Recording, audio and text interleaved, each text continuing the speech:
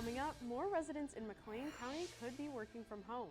And in your world, Putin is under fire for allegedly killing a father in Russia. And finally, you won't want to miss Caitlin Johnson joining us in the studio to give us a look at your buzz. All that and more coming up on TV-10 News, which starts right now. Your campus, your community, your life.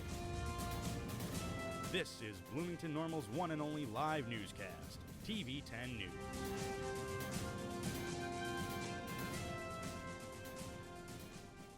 The School of Communication can expect a new edition coming soon. Good afternoon, I'm Emma Brott. And I'm Lexi Mugalu. The Board of Trustees responded to the many requests for a sports program by approving a sports communication degree. This program will be available as both a Bachelor's of Science degree and arts degree. The Vice President of Academic Affairs who approved the program said this can help draw in more students who would otherwise look elsewhere for a sports communication related program. This new major is expected to bring in 40 to 50 new students once the program opens, before a steady stream of students start to enroll in the program. Pre-existing School of Communication faculty and courses will be used for the new program's curricular requirements, depending on future enrollment numbers. Interim Athletics Director spoke on her approval of the program during the Board of Trustees meeting as well. The program passed with a 5-2 vote on Friday, but the start date for the major has yet to be announced.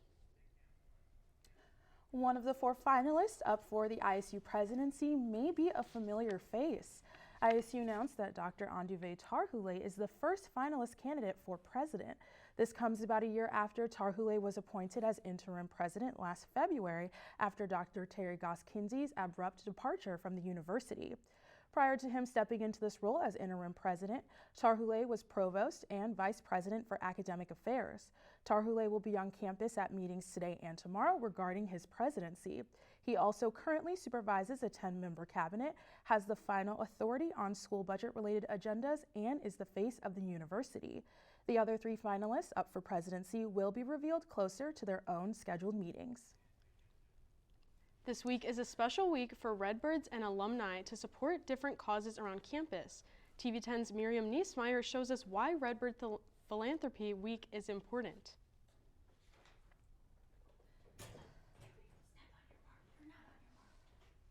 Birds Give Back is Illinois State University Day of Giving. Today I spoke with staff at Alumni Center about ways you can participate and donate.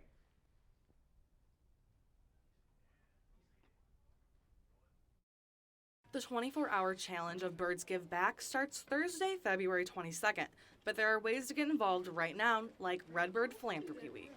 Birds Give Back is to kind of see the ISU community come together to really support ISU, the very funds that make this institution. We have giving challenges for donors, and we have ways for students to get involved. This is just one of the many ways the Alumni Center is making money. So today we're doing kind of a fun little project as part of Redford Philanthropy Week. We'll be here Monday and Tuesday from 10 a.m. to 2 p.m. And then on Wednesday, we're at the Bone Student Center, 10 a.m. to 2 p.m. outside of the Spirit Shop. And our goal is to really help students become a part of Philanthropy Week. So they can make a $3 gift and get a donut. They can pick any area they want to give to. So they can support their college, their department. They could support something like the Red and White Scholarship, which is a scholarship that supports students who have emergency needs. Alums and students are encouraged to donate to different departments or schools around campus that they're passionate about. Our goal is to try to educate students while they're here on campus about the impact that private giving from alumni, parents, friends, even fellow students has on their Redbird experience. It's important that donors know that it's not about the size of your gift, but about the participation, because $1 during Birds Give Back goes a long way. If you're not able to donate, you can always complete the Redbird Philanthropy online quest, which supports Birds Give Back. It costs nothing to enter, and you could win a free t-shirt or Reggie slippers. A panel was held Saturday at the McLean County Museum of History to highlight African American musicians from the Twin Cities in celebration of Black History Month. These musicians were celebrated. The goal of this panel was to continue to create a safe space for African American musicians in Bloomington. Jack Waddell, Andre Thomas, James Gaston, and Carolyn were open with the song and expanded on how these diverse voices should achieve greater support in the future. Waddell shared an experience he had in high school where he ran into obstacles pursuing singing and football at the same time. A specific obstacle was when he reflected on being held at gunpoint by a state trooper while doing laundry with his fellow choir members. After reflecting on the past and the progress Bloomington Normal has made, the event closed out with a $500 scholarship being awarded to Andrew Thomas, one of the panelists who is also the chair of Bloomington Normal's Black History Project. The scholarship will be another step closer to maintaining a safe space for all African American musicians. We have a new update on the Veganuary contest. TV-10's Ellie Ippolito introduces the winner of the competition. 15 Bloomington Normal restaurants participated in the Vegan Chef Challenge this year. Pizza Paya comes out on top after placing first place this week. We're very excited to have won the contest. We saw a lot of Vegan Challenge diners come in that month, and it was exciting to see them try the food and really love it. I mean, I'm a competitive person by nature, but I just wanted to feed people and make them happy and let the rest take care of itself. Whether you've tried Pizza Paya before or it's your first time, it has shown that vegan dishes are a top priority. I travel quite a bit, not only from state to state, but different countries, and I think we always look for like a different types of food, and I mean, it doesn't matter if it's a fancy place, if it's a hole in the wall, there's good food everywhere, and it just takes that creative touch to put it together, and we fall upon it once in a while, and it's awesome when we do so. I feel lucky that we're here and they won this award, and now we get to try their food. And even though the contest is over, Pizza Paya is permanently adding 2 of their vegan specials to the menu. So I believe the vegan pepperoni was the winner of the contest, and we got a ton of great feedback on our cauliflower wings too, so we ended up keeping both of those on the menu. Whether it was a contest or not, let it be known that any restaurant is capable of making vegan entrees for the community. As we all know, I am sitting in one that was successful in doing so. Reporting for TV-10 News, I'm Ellie Ippolito. Pizza Paya is open Tuesdays through Sundays from 11 a.m. to 9 p.m. One of the fastest growing sports in the country is expanding across central Illinois. The franchise group called The Pickler has announced its indoor pickleball facility to open in Bloomington Normal. The state-of-the-art facility will be 30,000 square feet, featuring 9 courts, a pro shop, and will be available for private and open play. The franchise will be located at 1503 East College Avenue in Normal, which is part of the College Hills Shopping Center. The courts will be open for play in the fall of this year, so if you're sticking around this fall, you might want to check it out. The Normal location will be the first of many among Central Illinois and will expand to Peoria, Champaign-Urbana, and the Quad Cities. But this expansion is bigger than just Central Illinois. It will include a total of 154 new facilities across 23 states over the next few years.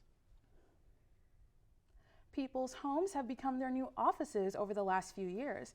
TV-10's Austin Feeman shows how it's become the new norm for working adults in McLean County. We are coming up on the 4-year mark since the start of the COVID-19 pandemic. And since mid-2020, more and more companies have been shifting to complete online work-from-home lifestyles.